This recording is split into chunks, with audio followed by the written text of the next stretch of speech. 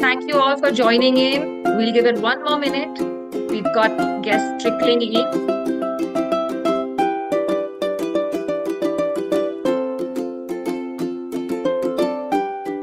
Are you all missing campus? Janvi, are you missing campus? A little bit.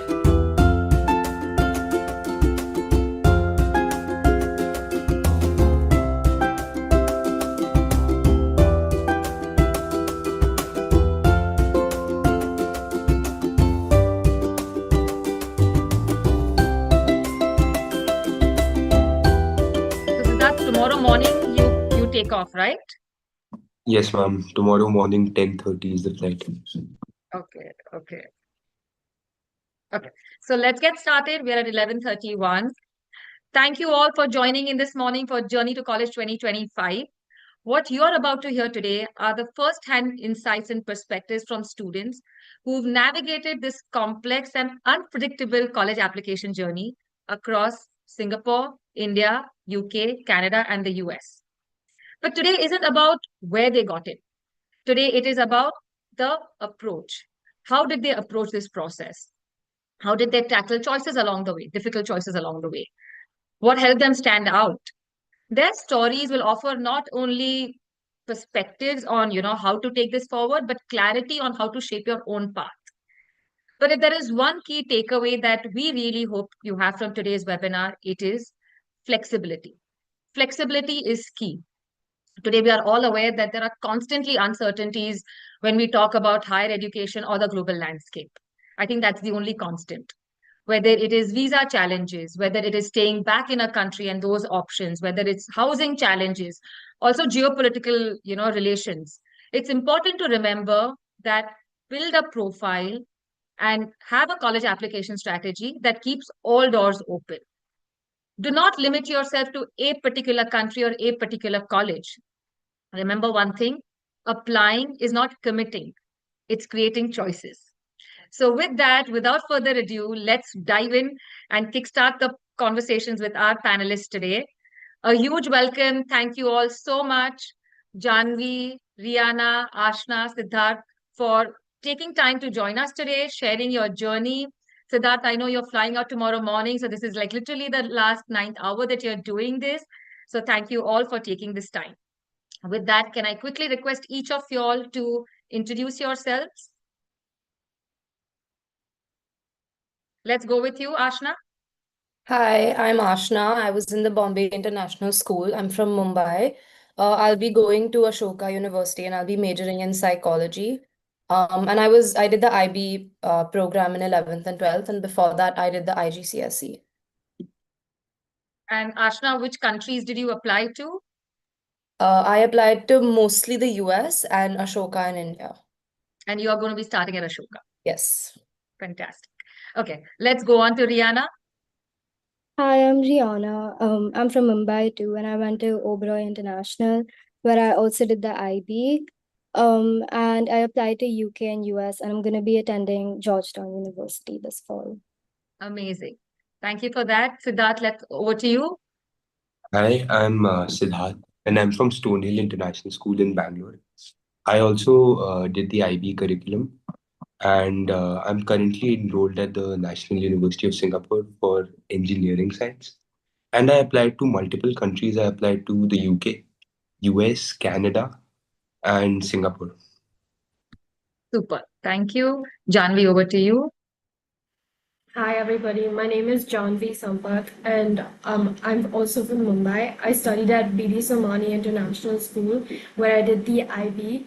I'm currently enrolled at Northwestern University where I'm studying English and Economics, and I only applied to the US. Thank you for that. So just for our audience to know that Rihanna, Siddharth, and Ashna are fall 2025 applicants. They will be kickstarting college very, very soon. Janvi is a rising sophomore, so she will be sharing with us both sides of the fence the application journey, as well as what is life like on campus. With that, a quick introduction to myself. I'm Sheetal Vora. I'm the Associate Director of the Undergrad Services here at the Red Penn. And the Red Penn is an independent educational consultancy. We are based in Mumbai, but we mentor students and with their higher education choices across the globe. And our team is based across the globe. But this video summarizes the Red Penn beautifully. Can we play the video, please? Thinking of completing your undergraduate studies abroad? You're in the right place.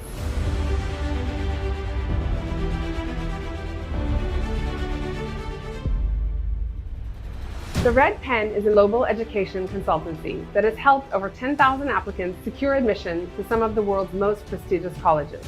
Our team is dispersed across the world in places like the US, UK, Canada, Europe, Singapore, and India, and has in-depth knowledge of the application process at selected international universities. Our consultants, essay experts, and interview specialists have graduated from top 20 global institutions, including Oxbridge and the Ivy League. And many are parents themselves who understand the journey you are about to embark on. We are also members of global professional networks, which give us access to admissions officers and updated information on university trends. And we pool our expertise and insights for your applications. Our track record really does speak volumes about us. 99% of our students have received offers. We've secured over $45 million in scholarships and admission to over 15 countries, including India, the US, UK, Canada, Singapore, Spain, and several others. Our students have been admitted to every competitive university in the world. Harvard, Yale, Brown, Columbia, Penn, Caltech, Stanford, MIT, UC Berkeley, UChicago, Rice, Oxford, Cambridge, Imperial, LSE, Dartmouth, Cornell, Carnegie Mellon, Duke, Northwestern. We offer all-inclusive packages and a la carte services for every type of application anywhere in the world. College research and selection, brainstorming and editing essays, and providing strategies for scholarships and letters of recommendation. The Red Penn is a one-stop solution for all your undergraduate application needs. To reduce the stress of the competitive application process, start as early as grade 8. We help you discover your passions, explore extracurricular activities, and prepare for a world of opportunities that await you. Contact us today to reach your academic goals. And it's really exciting to share that we've also recently partnered with the US News. The US News is a US-based media house which focuses heavily on education. This not only helps us expand our digital footprint, but also helps us bring the best of insights, information, and data to just better service and stronger service our students. Okay, so with that, let's move into, okay, sorry, I missed this part. A little bit about our fall 2025 admits. We've seen students admitted to over, can we have the previous slide, please? We've seen students admitted to over 15 countries, awarded over $80 million in scholarships, admitted for over 130 plus unique majors, and 95% of our students have received offers from their top 3 choices. Moving on. Our students have been admitted to top-notch universities across the globe, whether it's India, Europe, UK, Singapore, US, Canada. So with that, let's now kickstart the actual components when we talk about how does one be successful at their aspirational universities. So let's understand the components which are evaluated by admission officers, which I mentioned at the very start. That is something that you need to focus and plan. Creating a profile early on from grade 9 onwards, which really helps an admissions officer know all about you in a holistic manner. Components of the global application, as you can see, irrespective of the country that you're applying to, data, voice, and talent, these are the 3 buckets, or so to say, cylinders that constantly need to be firing in order to ensure that you are keeping all doors open. Data is everything that tells an admissions about your academic potential, your academic reflection, everything to do with your grades, standardized test scores, subjects, rigor that you've taken. Next is voice. Voice is what tells an admissions officer a little bit more about you that is not captured in the other parts of the application. So that's, through your essays, letters of recommendation, interviews, resume. And talent is everything in your extracurricular or co-curricular that tells an admission what more are you bringing to my campus, because admission officers are also creating classes. They are not just filling a class of, just humans. They want to know what else are you bringing to my campus. So that's about talent. And these are the components that our panelists today will be sharing in depth about. So with that, let's kickstart the first component that we would love to know about how our panelists had that, how did they make sure they stand out in that, which is extracurriculars. So Rihanna, my first question to you. Let's hear from you. Rihanna, as you can see, is admitted to the following colleges. A fall 2025 applicant, intended interest is economics. Rihanna is admitted to, received offers from Georgetown University, UCLA, University of Warwick, which is UK, USC, Emory, Tufts, and many more. So Rihanna, my first question for you is, which extracurricular, what in your profile you feel significantly contributed for you to be successful at these selected colleges across the globe? So I think what was most unique about my extracurriculars was that it had a lot of depth and consistency. So I was head of 3 school clubs, which I'd started participating in right from 9th grade onwards, and it went on until like 12th grade. And I think that just showed colleges that I was an active contributor to my school community, and I was someone who would constantly take action and engage with peers around me. And I would it showed that I was driven to make long-term change. And if you join like a club or you head a club for 1 year, it doesn't show that commitment and consistency, which may just look forced that you're doing it just for the college application. Can you share a little bit about what kinds of clubs? Because I'm sure when you started and when you say that you had started clubs, being a part of clubs early on, they may or may not have been inclined or aligned to your academic interest. So can you share about what kind of clubs you started being a part of? Yeah, so the clubs I was part of was Unified Theatre. So this club focused on working with children with Down syndrome and autism, and where we worked with them to produce plays and raise awareness about, celebrating differences. And the second one was Teach for Fun, where we worked with government school children to provide them with better educational opportunities. So we conducted sessions with students from our school as volunteers in different subjects like dance and science. And then the third one was Red Cross, which I co-founded with one of my friends. And again, over there, we we taught CPR to around 140 students in our school. And we were just carrying out the Red Cross goals in our own school community. Lovely. And when you mentioned that you started this early on, how did you go about showing depth in it in terms of leadership positions? Because we are aware that, of course, when you came close to grade 10 and 11, you were then managing teams, as you said, which again shows a lot of leadership, right? So can you share a little bit about how you showcase that? How did that go about?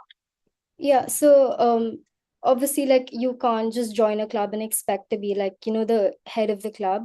So I did join as a participant, and then from there, because I was constantly committed to that club, and I was showing a lot of interest, and I was taking a lot of action, then I was promoted to higher positions.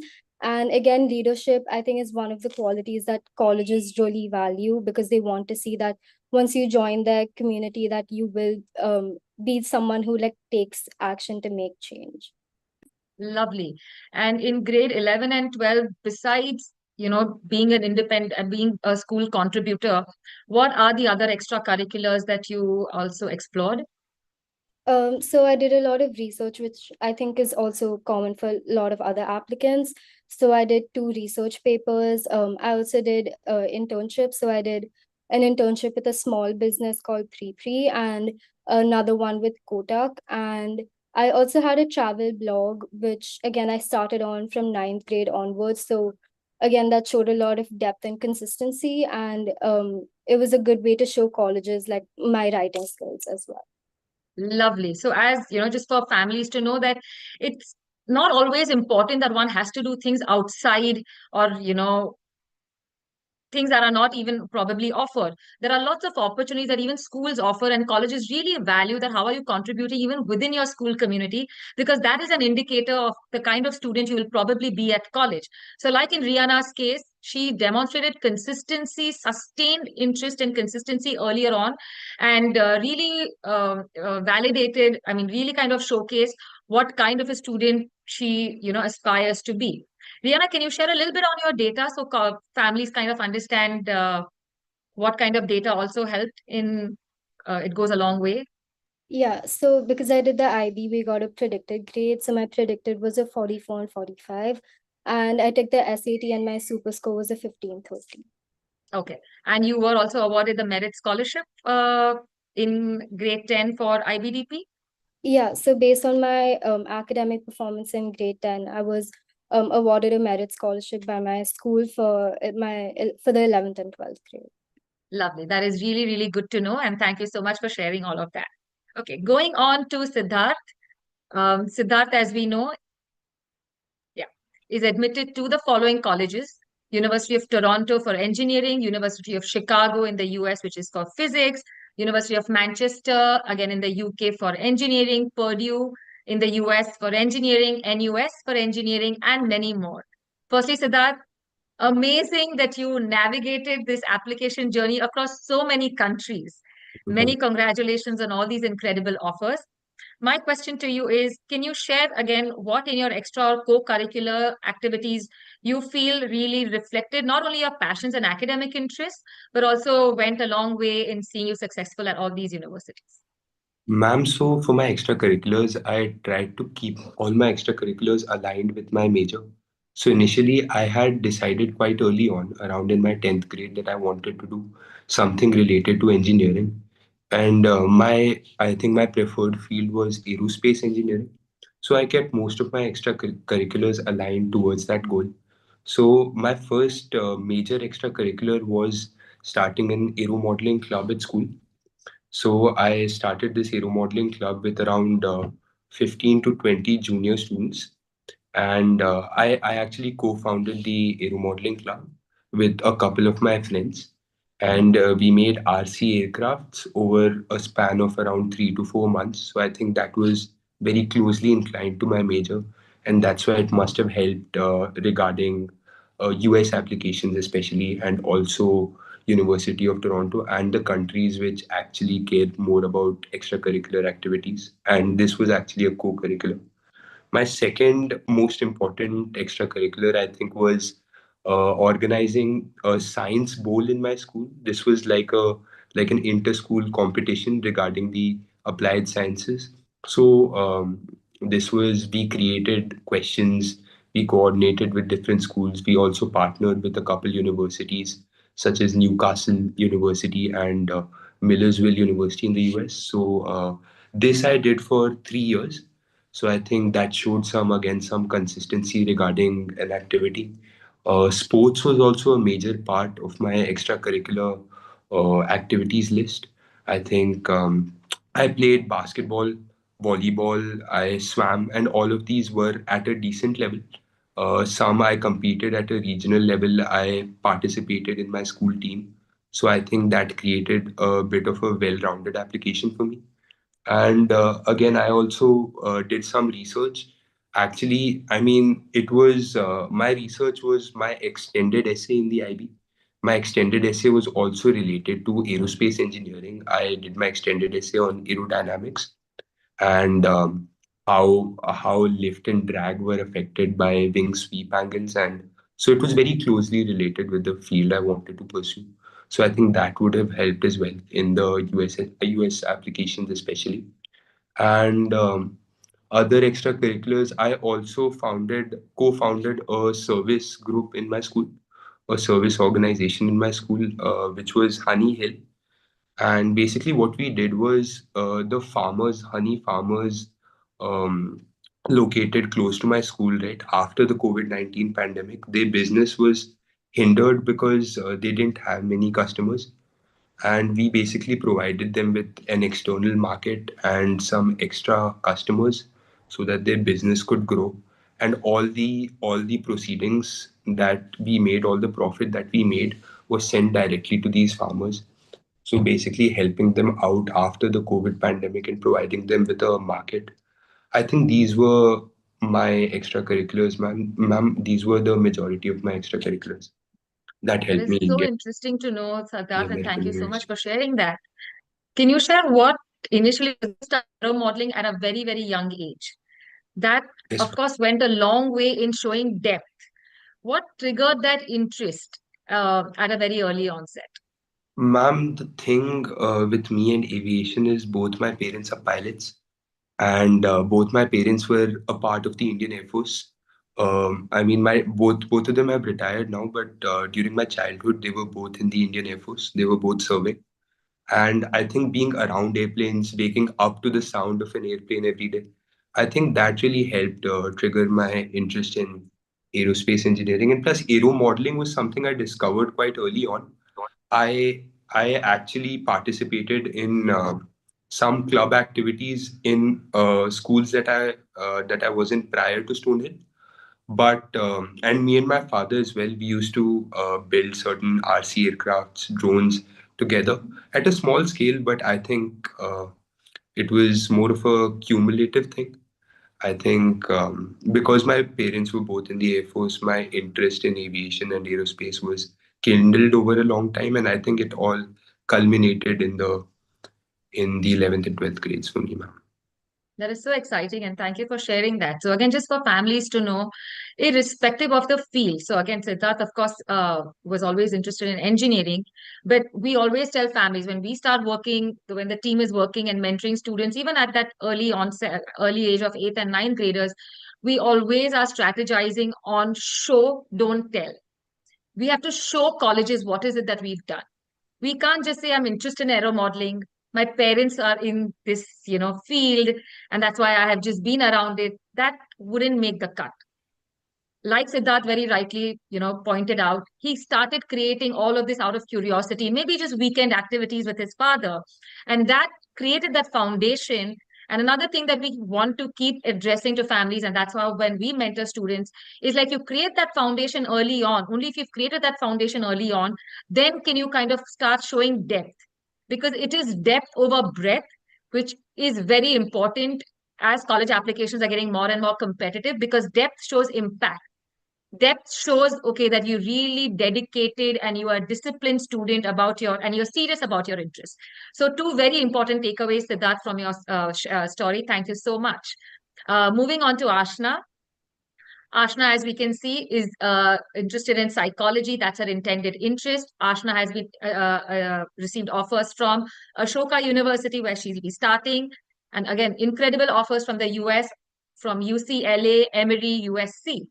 So Ashna, my question to you is, can you help share again similarly to Rihanna and Siddharth, what in your extracurriculars you feel went a long way? Again, psychology most sought after as a major, but again, something difficult to constantly, like, how do you show, right? Yeah, that's exactly right. I think, and unlike Rihanna and Siddharth, I actually didn't know what I wanted to do from ninth grade. So my activities from like if you look at it like together, it's kind of random, I would say, because I was doing whatever I found interesting is what I was doing. So, I've been dancing for the longest time, for about 14 years. So I wrote a lot about that was one of my major extracurriculars. Then aside from that, I did do internships in a finance. One was a finance and one was a startup. So nothing related to psychology again. But I think what helped me was spinning it in, not even spinning. I think the lens I saw those internships through was my own lens, which is like psychology focused. So I think the way I wrote about those finance and startup internships came out in a certain way that it showed that I'm interested in psychology. So maybe I was focusing more on the behavioral aspects of what you do in a finance internship. And so you don't need to know, I would say, like from an early age, because if you like write about it in a certain way, that'll always help. Another extracurricular of mine was I was volunteering with an NGO that focuses on helping specially abled individuals. So so they actually help them get like training and they help them with their vocation. And what I focused on there was again what it made me like what I learned from those people again from a psychology perspective. So I think those are the things that really stood out. Absolutely lovely, Ashna, and very rightly pointed again that, like I said, psychology, even economics, very sought after majors. But like Ashna pointed out and highlighted, she gave the behavioral psychology lens to activities which she pursued genuinely out of passion. Dance was something Ashna was genuinely passionate about. In fact, I remember Ashna, when we were discussing your story, that in grade 10 or 11, you decided that, you want to kind of pump the brakes on it. And then you realize, no, that, you want to continue with your passion. And in your essays, you use another psychology lens on that as well. So it's important that when you are pivoting, with your activities, also highlight what aspect of whether it's psychology, whether it's economics that interest you, not just psychology as a generic term, whether it's behavioral psychology, consumer psychology, criminal psychology, what part of it. And that is what Ashna highlighted through all her activities and all her essays. Correct, Ashna? Okay. Yeah, Can you also said it exactly right. Okay. Ashna, can you also share a little bit on your data so families get a sense of your grades? Yeah, sure. So again, I was doing the IB, so we got a predicted score. I got a 43 on 45, and my SAT super score was a 50. Sorry, we didn't get that, Ashna. You went on mute. Can you hear me Yeah, now? we didn't catch your SAT score. So I gave it twice, so the super score was a 1550. Lovely. Okay, super. Thank you so much for that. Ashna, moving on to Janvi. Janvi, you are the senior in the room out here. Again, seen it from both sides of the perspective, both sides of the fence. Janvi, as we can see, her interests are English and economics now. Janvi is a fall 2024 student, a rising sophomore. She had applied only to the US and admitted to Northwestern, Tufts, University of Notre Dame, UVA. Again, all highly selected colleges, Janvi. So can you share a brief snapshot of your profile in terms of extracurriculars you feel went a long way in helping you out, being successful at all these universities?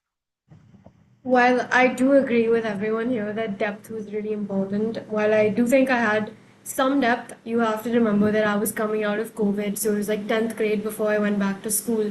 So there wasn't so much time for me to build all my extracurriculars.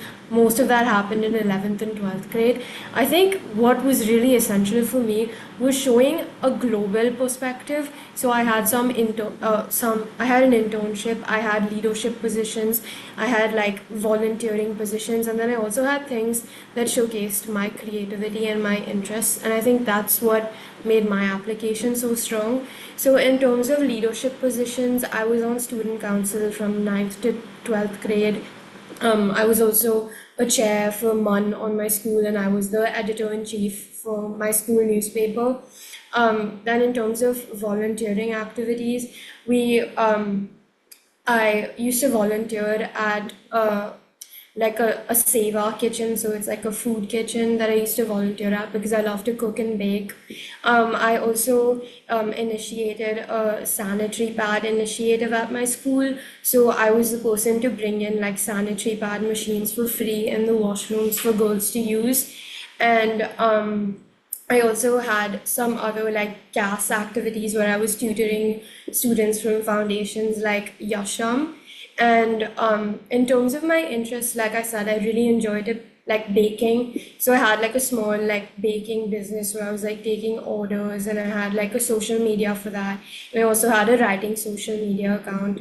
So I think you could see my like passion and creativity for like English as well as baking. And I think I was really able to like weave a story into my entire application. Like I remember someone telling me that your application is like a complete reflection of you. It should be this like succinct story that makes complete sense. And along with that, I also I really enjoy languages, and I ended up writing about that in my Common App. And I eventually received like a special like a specific letter from the admissions officer at Notre Dame, and she was telling me that she could really, it was like a handwritten postcard, which I think I still have, which was about how much she could tell how much I loved English and like languages just through my application. So I think that's something you need to build. Lovely, Janvi. Absolutely. I mean, that's such a fond memory.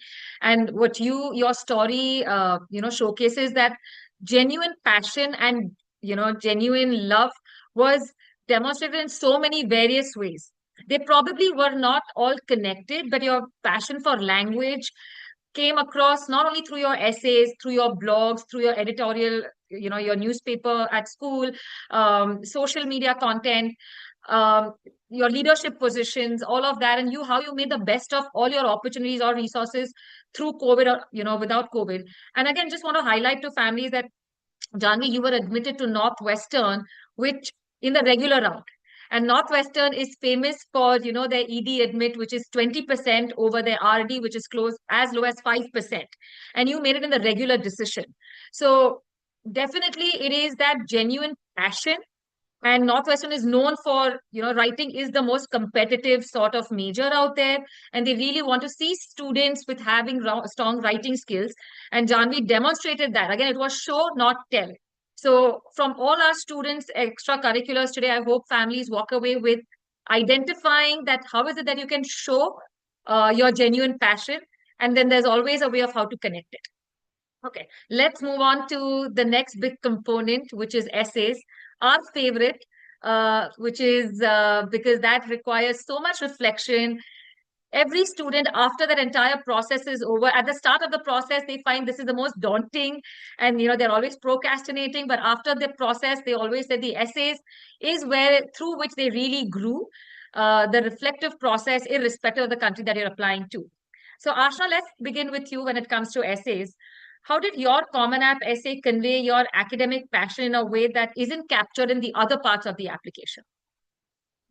So I think the Common App, it shouldn't be a repetition of what's already in your activity list. That's what the list is for.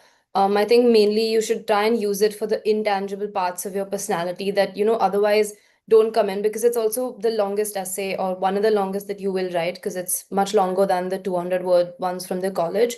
And so I think, like Janvi said, someone should be able to read it and tell it's you. So I wrote about, like you said, I wrote about how in the 10th grade, I put a pause on my dance classes and my, I used to go for like a couple hours a week.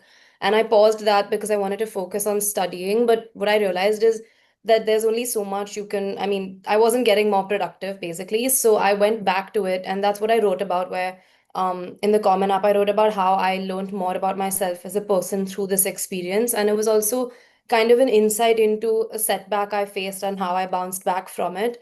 And I think that's what shows the admissions officers that, you're not just trying to like tell a story about something that you did well, you're actually trying to explain your personality. I think that's one of the main things you should try and do more than anything, more than like trying to brag. I think this is the essay where you be as genuine, as honest as you can.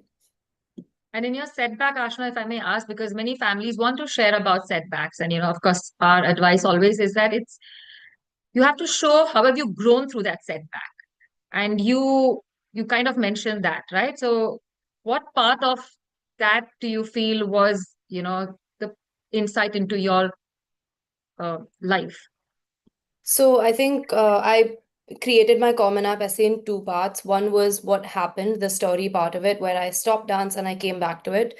And the second part was basically how I grew from it as a person. So what I did once I had this gained insight about myself and I had this skill of being able to manage dance and studying at the same time. So I spoke about how after the 10th grade, in the 11th grade, I did like a pre-professional dance program. So that obviously does take a lot of your time because it's like 10 hours a week with the IB. But I think because I had that insight and I had that confidence in my own self to be able to do that and to be able to have a passion and have school on the side is something that then it connects really well, right? Because you show how you did it on a micro level and then how I continued it through the 11th grade. I also ended my Common App essay on a very happy note because so we had like a Teacher's Day performance and we were like 45 kids in my class. We had to choreograph something. So I was like, sure, I'll choreograph. And I had been like learning with people who've been trained professionally. So my classmates were obviously not that.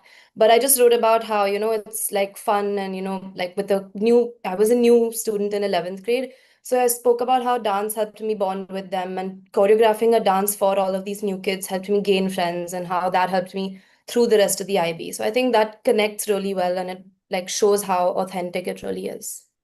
Lovely. Thanks for sharing that, Ashna. My next question, Ashna, again for you, again, is that you applied to India and the US. So for the US, you had many supplement prompts also that you wrote. let's talk about AI out here. How much of AI did you use and how did you use it? Because there is no shying away from AI, but there is a way to kind of use AI. So can you share a little bit on that? So I think this is controversial in a way because I think AI people started using it just around the time that our college applications were starting. And so obviously when people tell you you have like about 30 essays to write, your first reaction is that you freak out and you're like, ChatGPT will do this faster and better than I will.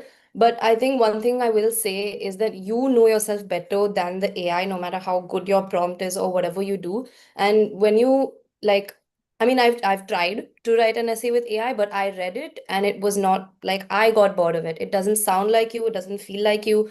And I think the main thing you want to do is try and make your essay sound like yourself. It should sound like you are talking.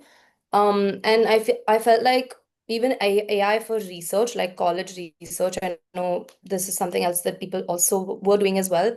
It kind of tells you what you want to hear because it's like generating based on what you give it. So it was kind of like telling me only about the colleges I had mentioned before. It was a very weird, like it's not real. You realize it's a computer when you try to write more than one essay with it, it doesn't work. So I think maybe you can like use it for inspiration, but beyond that, like I wouldn't use a sentence from it at all. Okay, thank you. Rihanna, what are your thoughts on AI? Because you wrote many essays. How many essays did you write? I wrote over 25 essays. Correct. So when it comes to, again, supplemental essays, what were your main resources for research and how did you use AI? So my main sources of research were, of course, the college website. But again, it's important to remember that you don't just take things from their homepage because that's like something that, like every student is going to talk about, and it'll just show the college that you don't have a genuine interest in like applying there and you're just applying kind of like for the heck of it. And the second one that I really used was Reddit.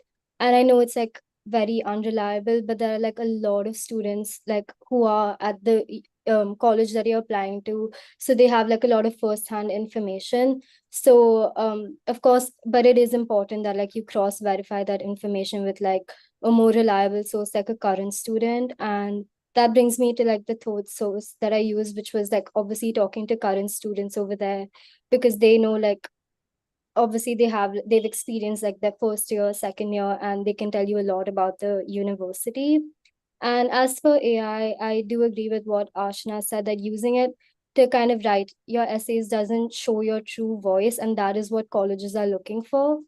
And it'll just sound very mechanic, but I did use AI kind of just like for college research because it's like a faster way to like kind of just combine like all the different things that you're looking for and like the opportunities that the colleges offer.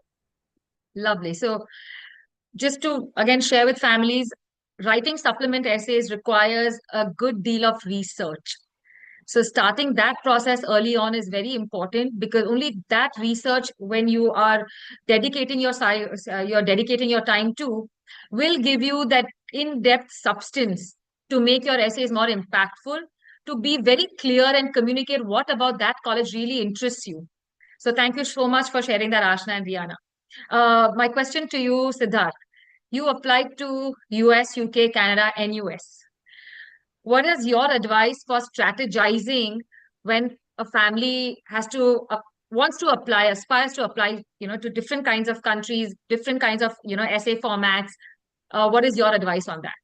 Ma'am, the main thing I would talk about is repurposing essays because overall, I applied to multiple countries, right? So overall, I might have written about 40 or even more than 40 essays. So it wasn't possible for me. I mean, my time management skills are decent, but they're not that good.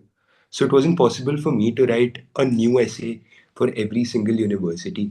So it wasn't possible for me to write 40 unique essays, and it's not very feasible as well.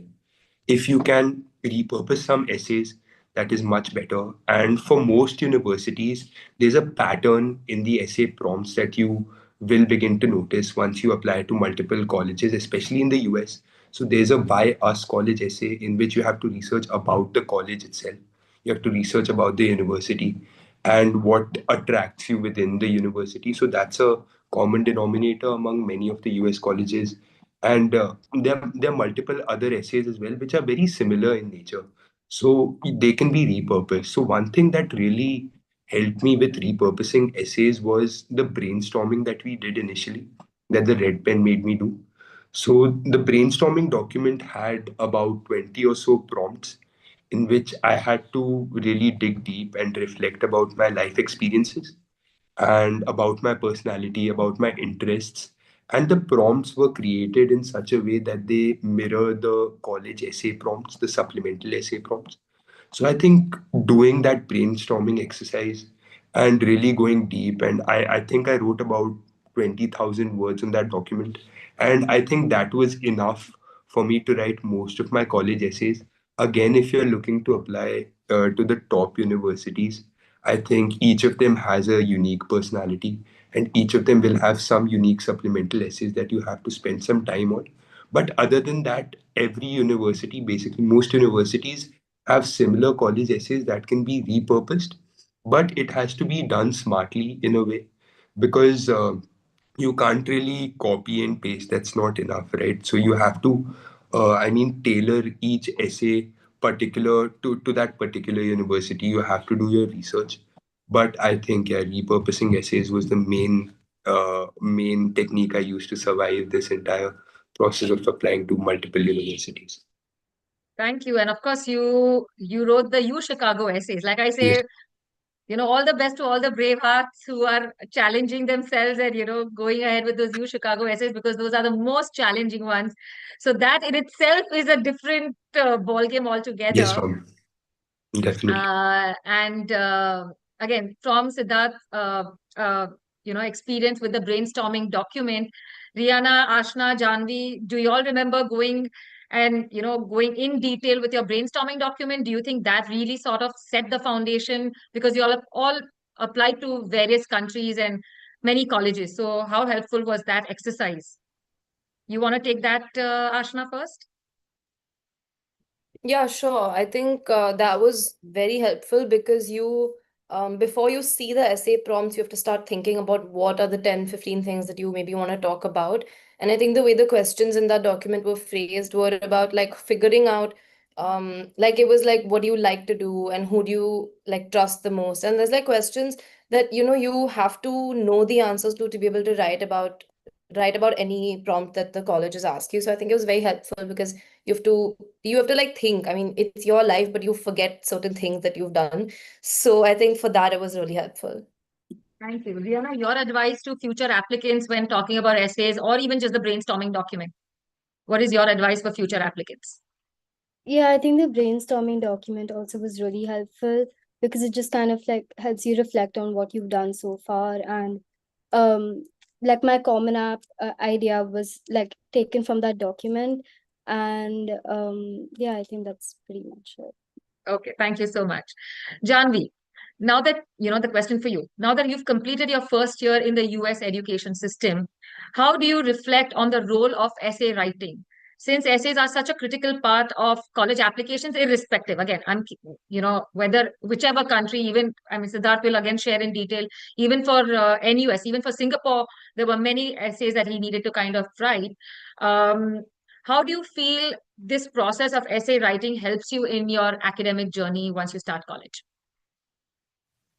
I think the essays were really important, firstly, to just get you into the university. But once you get there, something that people don't realize is you're going to be trying to apply to a bunch of competitive clubs, and that honestly feels like writing essays for college all over again. I remember the first couple weeks each quarter, all my friends are holding the library, writing so many essays. I've had a friend stay in the library till 4 a.m. just working on like club applications, and then you'll see everyone roaming around in suits for different interviews. But I think that gave me a head start for that. I had pretty much a set pattern and a process of how I wanted to write out my essays for club applications after that. So I think that was very helpful. But I do think what made my essays stand out while I was applying was the creativity behind them. Like, everyone is going to write a story about a setback, and it's like I wrote about me being in a specific ethnic community, but everyone is in a specific ethnic community. Like everyone sort of blurs into one person for a college admissions officer. So you're really trying to stand out. I think I had an essay that was in the format of a newspaper. I had an essay that was a 100-word poem for a YS essay question. But I do think the standout essay that eventually got me into Northwestern was this Dear Diary entry format that I wrote. Just a quick backstory on that.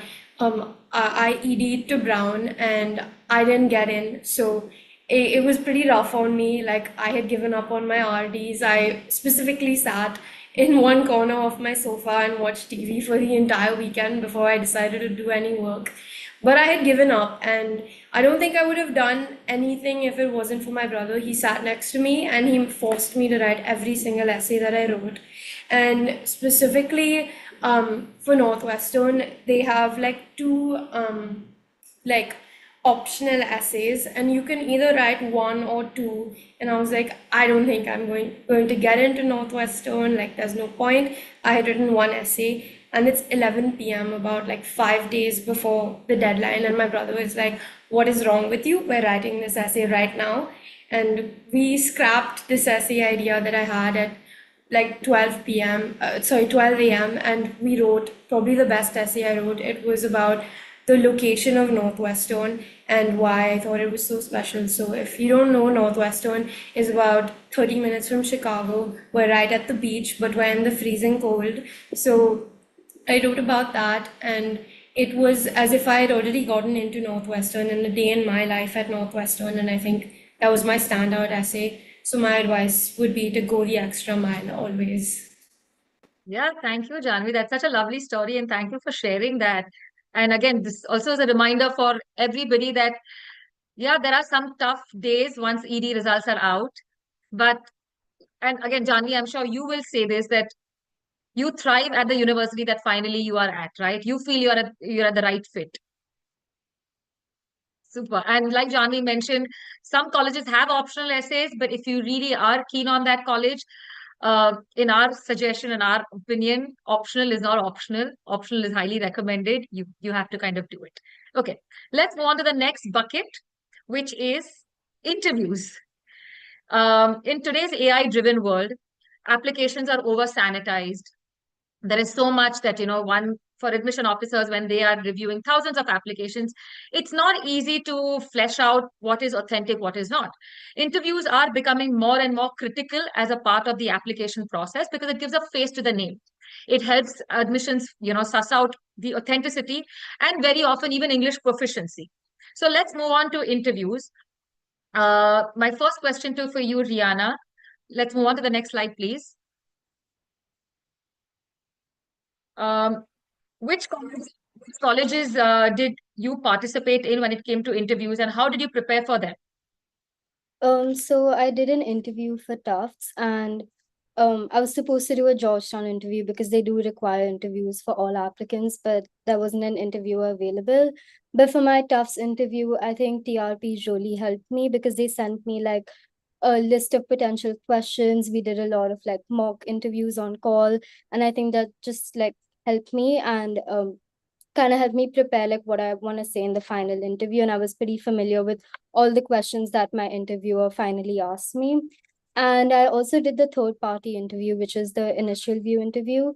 And I think this was really, really helpful because of course, like all colleges won't ask you for an interview because they don't have the resources or time. But I think it just gives a face and voice to like your paper application, and it just kind of humanizes you and allows your authentic voice to shine through.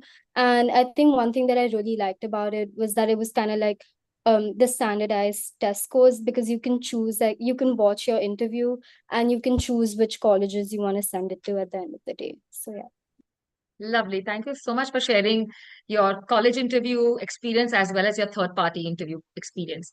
Ashna, my question for you again, you also interviewed at a couple of universities.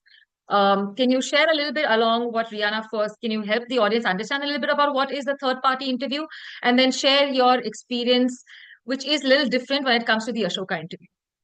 Yeah, so the third party interview, I also did it. Basically, it's you get a random interviewer, and the point, I think it started off, I don't know if this is right, but I think it started off as like an English proficiency thing. And now it's become basically they ask you certain questions about yourself, and you can just talk about yourself in a more like not through the essays. It's just another way to showcase what you're talking about in the essays. And I think it was really helpful because you can submit it to a certain college, and there's this feature where you can highlight a certain answer. So they ask you, I think, about 10 to 12 questions. It was a 15-minute interview, and there was a 20-minute writing supplement. So you can select a certain question and highlight it, and those questions, then the college can see that this is the question you've highlighted. So it also shows them that, this is the answer that you're most confident about. It's some important aspect that you've spoken about and you want it to be highlighted in your application as well. So I think that was really good. And even like you said, the whole AI, there's so much AI right now, you can't tell which essay is written by AI and by a human. So this writing supplement is really good for that as well, because you have 20 minutes and it's like a fully secure platform, and you basically have to write. I think my essay was something about, do you agree with the law system? Or like it was nothing related to my major. I don't even remember, but it was something very random. And basically they want to see how fast can you think on the spot, and like how do you write without AI is basically what I think its new purpose has become. So I think that was really good.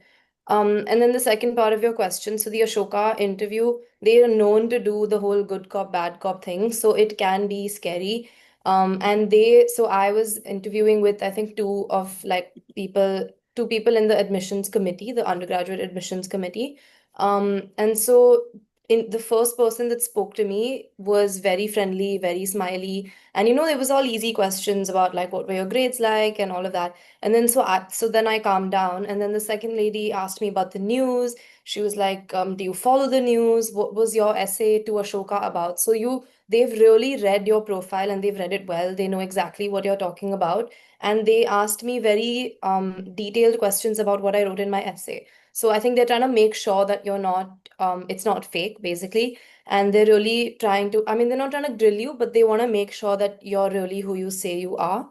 So I think that was very different compared to the initial view. And I also did an interview for Claremont McKenna with a student, and it was very, very different, obviously, because a student compared to this whole good cop, bad cop thing. But it was a good experience. Super. Thank you so much, Ashna, for sharing that. And yes, so for families aspiring and applying to India, the Indian application interview process is slightly different compared to US, where either it's an alumni or it's a admissions officer or it's a senior, which is more conversational, not always evaluative. Whereas the Indian applications, they are trying to gauge firstly how updated and abreast are you with current landscape, what's happening geographically, politically, and you have to really know your application once again well. So again, I'm again going to come to Siddharth as well, but interview processes require adequate preparation as well. They are swingers in this application process. Siddharth, over to you. My question again on the interview process. Can you share a little bit about your experience when it came to the interview process and even with the NUS college interviews? Yes, ma'am. Ma'am, I took part in a couple interviews. I think I had an interview with NUS College, as you said, and then I took the third party interview from Initial View as well, and I sent it to basically every university I applied to. I also had to do something similar to Ashoka University's on the spot interview and essay thing for the University of Toronto. So yeah, overall, and then I had to do a student interview with Denison University. It's a small liberal arts university. So the main thing that helped me with interviews was practice, ma'am. I think initially, and this was through the Red Pen, they gave me some potential questions. They gave me a list of potential questions that they could ask, and which were also very similar to the questions that I was asked in the final interviews. And then I used to prepare these questions. I used to write down my responses, maybe practice a little bit. And then we used to have these practice interview sessions with different interviewers, right? So I think that really helped me with the entire interview process. And another thing that helped me was that we practiced separately for each interview, because the nature of each interview, I think, is very different, right? So NUS college was more evaluational, I mean, rather than conversational. And it was more about the liberal arts, it was more about humanities rather than STEM. Even though I was applying for STEM, they asked me questions about ethics, they asked me questions about the current political state of the world and stuff like that. So it was a little different. So I had to prepare a little differently for each interview, right? The initial view interview was again more about my profile, my activities. So I had to prepare differently for that. And I think TRP helped me with that because we again had very different prep for each interview. And yes, ma'am, one thing about the University of Toronto interview is that I don't think many people knew about it going in. So I didn't know that there was an interview until I had to do it on the spot. So I did not know about that. And what helped me again was brainstorming. So before the interview, I had a little time to brainstorm, and then the questions were asked, and then I had to answer. And again, brainstorming helped, mind mapping helped. I also had to write some on the spot essays. So yeah, again, brainstorming helped, and then ideating. Again, all the stuff I did for my college essays, right? It really helped me with my interviews as well to really crystallize my thoughts, to organize everything and give a concise and meaningful response. Lovely. So your takeaway also out here was that your essays also helped you Yes, in your interview process, correct? definitely, ma'am. Yeah. Lovely. And you kind of touched upon the U Toronto. If you can just help families understand, because the University of Toronto has an application portal or a system which is a little different, which is the Kira Yes, Talent, yeah, yeah. where you do not get time to prep. You are asked a question, and On on the the spot spot. you have And to, it's recorded. you're given about 5 minutes to prepare your response. Correct. And in that 5 minutes, you can have a sheet of paper, but everything is very closely monitored. You're on Mhm. camera the entire time, so you cannot search anything up. You cannot close the browser window, right? And you're given 5 minutes to prepare, and then you have to give your response. So that was actually very surprising for me, ma'am, because I didn't know that an interview existed. And I Yeah. think an interview does not take place for every single major. Yeah. At the University of Toronto, I applied to engineering science. Yeah. And I think because it is one of the more competitive majors, I think more of the STEM majors Yeah. require interviews. So I think that's why an interview and an on-the-spot essay, on-the-spot supplemental essay was part of my application. But yeah, I don't think it applies to every major, man. Yeah, it is the Kira Talent. Again, just for families to know, this is an interview format for the more competitive universities where there is no chance of a hit or a miss. It's got to be a hit. So one has to adequately prep ahead of time and practice, because you're talking into a screen. It's not like conversation where there's another person on the opposite side, like a third party, or whether it's a college interview with an alumni or a admissions officer. So it's a slightly of a different format. But just closing this conversation, that Siddharth, Ashna, and Rihanna, all of y'all did submit the initial view, the third party interviews also to all your colleges that you've been successful at. Again, just helping families know that that definitely is another added point. You're giving admissions to mirror your application, to flesh out authenticity, to get a face to the name. So do take that opportunity of going ahead with an interview, the third party interview process if you can, because colleges would love to see that, and colleges do not have the resources in terms of maybe having alumni or an admissions officer or a senior, when it comes to the volume of applications that they receive. Janvi, did you by any chance interview at all, because you were just out of COVID? So I did have the option for initial view, but it wasn't that big at the time, and I didn't want to do it, frankly. I interviewed for a smaller safety college, just like that. It was again with a senior, and I was supposed to interview for Northwestern, but it was very late, and the interviewer was not available. But yeah. Okay, lovely. So with that, we are closing on to the main components. We discussed extracurriculars, we discussed interviews, of course, essays. It's time to bust some myths. Can we have the next slide, please? So there are many myths in this application process also. And let's bust those for all our future aspiring applicants. So, my first question to you, Rihanna, let's bust some myths around two things you feel people totally get wrong about this college application process that you would love to clear up. Yeah, so I think the first myth is that the letters of recommendations can be taken very lightly.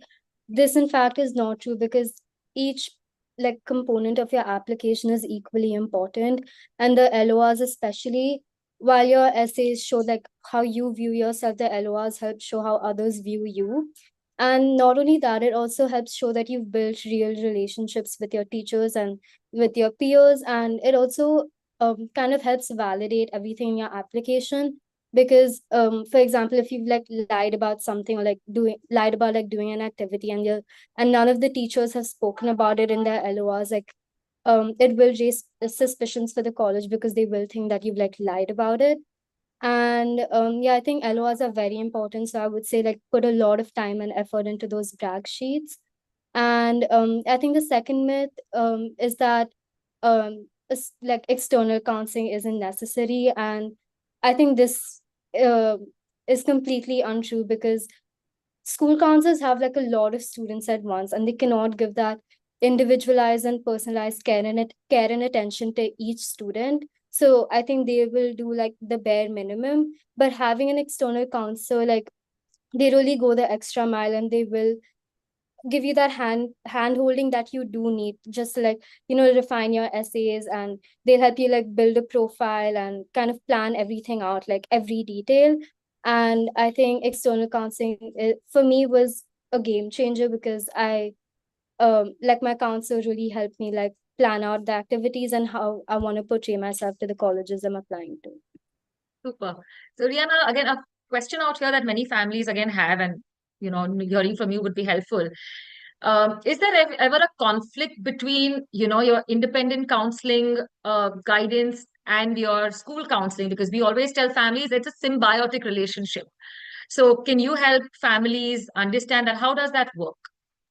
So quite honestly, there were like a lot of like conflicting perspectives between my school counselor and my individual counselor.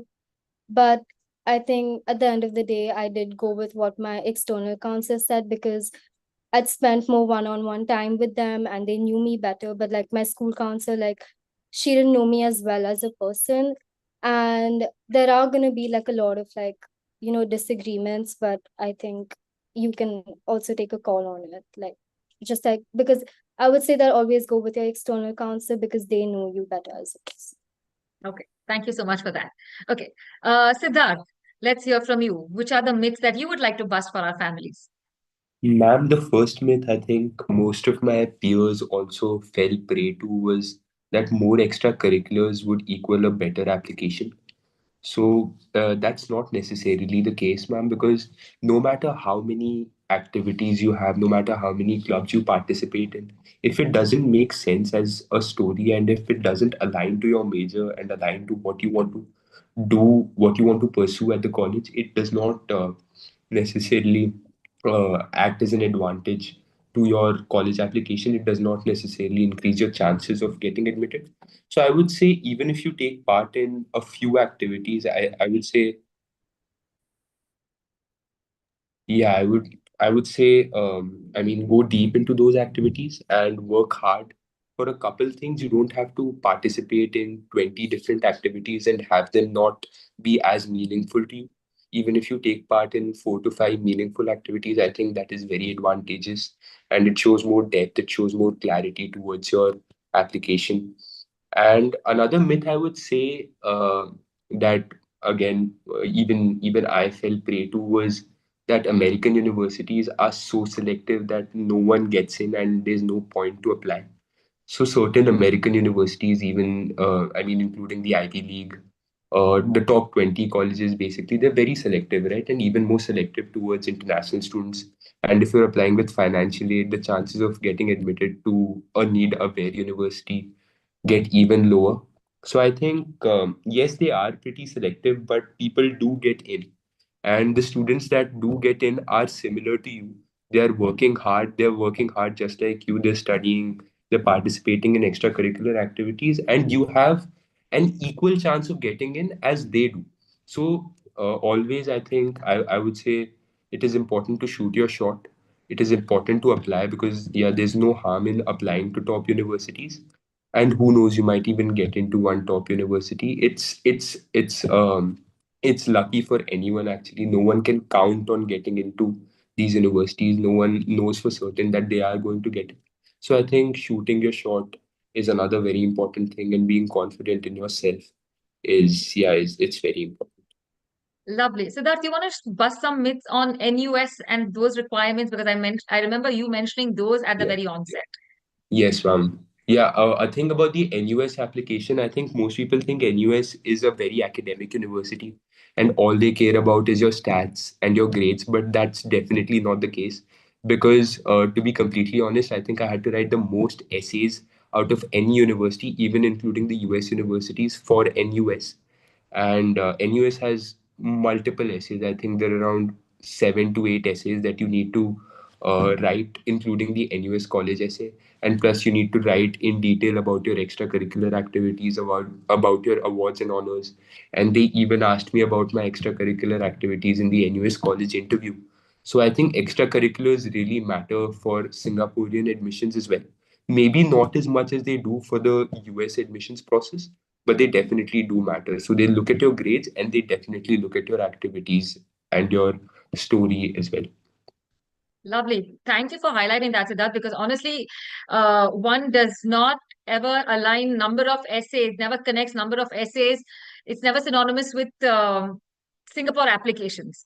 Families feel, Asian applications can be tackled pretty last minute as such, but this is good to know that it has also all of these other components that, other countries and colleges are looking at. Definitely. Okay. Thank you. Ashna, which are the myths that you would like to bust for our families? So I think the first one, I think Siddharth already said this, is that for 30 different essays, because I did write, I think around 32, you don't need 32 different activities or 32 different ideas. I mean, you can have that many ideas, but I think you have to repurpose your essays. Like I wrote about two very different prompts. I wrote about, like I was the peer support group member in my school. And that same activity of mine, I wrote about in three different prompts about like how have you helped your community, or what have you done for your school, or how has something in school shaped who you are as a person. Three of these prompts can be answered with the same activity and the same idea. So I think it's like very important and almost required to repurpose your essays, because it also shows that you're looking at the same activity not just as like a I did this, but you're able to write about it and showcase how it's actually helped you. um, and I think the second one, as controversial as this is that the application process is stressful. It can be, but I don't think it is. And I say this because if you're confident about your process and if you're confident about your voice and your story, it'll do you much better. It'll be in your favor to be on the front foot and writing with like full confidence and full assurance that, this is who I am and this is what I want to write about, than being on the back foot and almost freaking out about, is this essay good enough? Is my application good enough? I mean, there's always two ways to obviously go about it, but I think for me, putting in the active effort to remain uh like positive through the whole thing, and trying very hard not to give up, or not just give up, but you can lose. It's like a very long process, so you can lose some steam at some point. But I think remembering that you're basically at the end of the day writing about yourself, you're writing about things that you've done, things that you like, and keeping that mindset through the whole thing makes it much less stressful. So yeah. Thank you. Thank you so much for sharing that. Janvi, the myths that you would like to bust, whether now that you're already in college or a part of the process. I do think something that I did slightly different than most of my peers at the time was I applied to lesser colleges than most of them. I had friends applying to 20 plus colleges, and I do think that is a very stressful thing to be doing, even if you can repurpose essays. I think I spent a lot of time on college research and really tailored my list. I was also able to tour about 15 plus colleges between 11th and 12th grade, so I had a pretty clear idea of where I wanted to go and what I wanted to do. So I had a tailored list and I got into like most of the colleges I applied to. So you don't need to like spread yourself so thin that you're freaking out juggling like whatever curriculum you're doing and your application process and standardized tests. Lovely. And any myth that you would like to bust now that you're already at college? Um, I do think this is more pertaining to when you're actually at college. I think it's very easy to have some imposter syndrome when you get to college and think that you're suddenly not as good as you thought you were because everyone is from the same pool as you. I think it's important to remember that you deserve to be where you are because there was a reason that you were admitted. So I don't know if this is I guess this is not a myth anymore, but it's just a piece of advice. Just remember that you deserve to be where you are and you worked really hard to get there and you deserve it as much as everyone else. Lovely. Thank you so much for sharing that. So, with that, thank you firstly once again for trusting us in this journey, for partnering with the Red Pen, and we being able to mentor you. But I would love for you all to also share one last piece of advice, application process takeaway. What was your favorite piece of this application process now that it's over? And what is your one piece of advice to future applicants? Can I have each one of you all sharing that? Let's start with Ashna. Sure. So I think my favorite part was I think the introspection that comes with writing so many essays and interviewing and having to think about where do I actually want to go. As difficult as it is and as stressful as it is for like not just you but everyone in your family, you're like, is this the right college for me? Is this the right country for me? You have all of these crazy questions coming up, and in the middle of your 11th grade or whatever curriculum you're in. So I think the introspection that comes with it is almost like a reward, like it's part of the process, but it's also something that whether you get into the college or not, you are left with that. And I think it's a very good, like regardless of where you get in and where you don't. I think it's a very good skill to be able to have to write about yourself in a way that portrays you exactly the way you are. And as like it sounds like it's easy, oh, I just have to write about myself, but it's actually not. So I think being able to have that skill is very important. I think that'll help me even later. My piece of advice is that you should think about this whole process like you're writing your story and not creating it. And there's a lot of people who will tell you have to do everything under the sun. You have to have done research papers. You have to have cured world hunger, start a vaccine, start an NGO. And it does get overwhelming, especially when you see people around you who are actually doing those things. And while it's not wrong, I'm like, it's very good to have done so many internships and so many research papers. I think it's also okay if you haven't, because like you've been doing something and you've been doing something right for the last 15, 16, whatever years. And you just have to look at whatever you've done, whatever it is, how random or unconnected it is. And I said this earlier as well, that a finance internship, but through my lens, becomes connected to my psychology major. So I didn't know what I wanted to do in the ninth grade, but I did a finance internship anyway.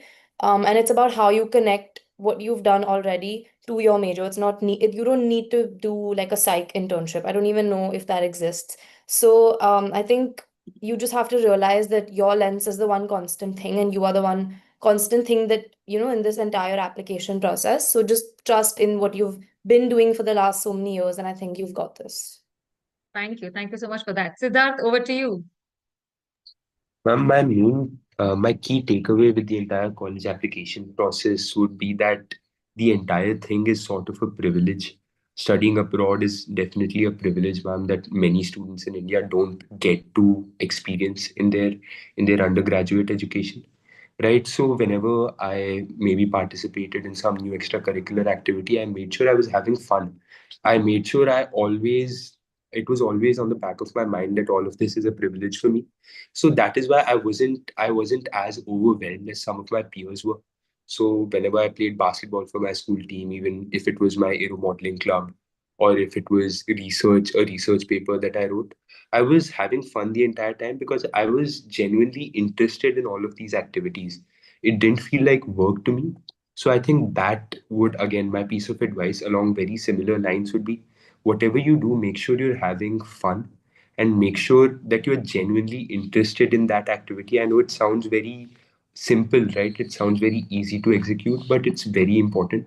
It's very important to have fun. It's very important to be interested in your activities. And if you are, that genuinely shows through your application as well, and shows through your writing that you're genuinely interested in what you want to do, and you're interested in the major that you're applying for. So I think treating everything as a privilege and showing some gratitude towards the opportunities that you're getting is very important. And again, it helps with your reflective tone as well. It helps with introspection as well, to have some gratitude. And I think you can show it through your essays as well. Thank you, Siddharth. That is such a lovely, humbling, and a mature perspective. And it's a great reminder for all our future applicants or even students who are currently applying. It's such a lovely perspective to offset, the stress that you may be feeling that this process brings with it. Janvi, over to you. What do you feel is your favorite part and your process takeaway? I think my favorite part was probably the essays, considering I'm an English major. I love to write. I think it was a fun challenge to be creative, come up with different ideas, different things that would showcase myself. And like Ashna was talking about, the introspection was also an added bonus. I think if it's all right, could I give a takeaway from my year rather than, yeah, I think like. What you're going there, it's an experience. Like, yes, you should study very hard, which I did a lot of, but also remember to have some fun, go out, explore new things. I've spent a lot of time exploring Chicago, exploring different cities, exploring different like aspects of myself, branch out into new people. Don't just stay in your comfort zone, and do things that you don't think you would have done. And I'm sure you're going to grow so much as a person as you go abroad. Lovely. So excited, Janvi, for your upcoming sophomore also, because like we were chatting now, you are even leaning and veering towards learning more about econ, which was initially something that you were not, you hadn't thought about it, right? Lovely. Over to you, Rihanna.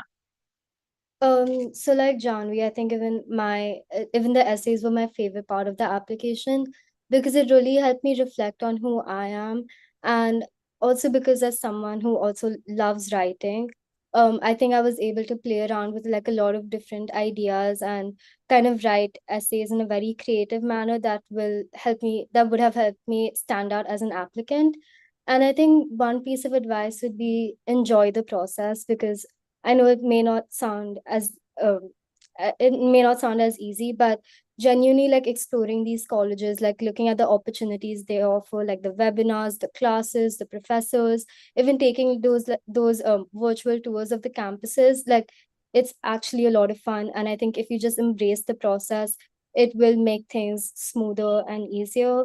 And also another piece of advice is that it's kind of cliche, but you will end up where you're meant to be. And I think don't stress about it, because at the end, like, you will be at the college that is the right fit for you. Thank you so much for all those amazing insights, candid, sharing all your journey, all aspects of your journey in such a candid manner, reflecting and very rightly highlighting the various things that future applicants and current year applicants also should be looking at. So wishing you all the very, very best. Very exciting chapter starting for Ashna, Siddharth, and Rihanna very soon. And Janvi, looking forward to how you grow in your sophomore year and onwards. So thank you all. Have a lovely weekend and have a great all the best.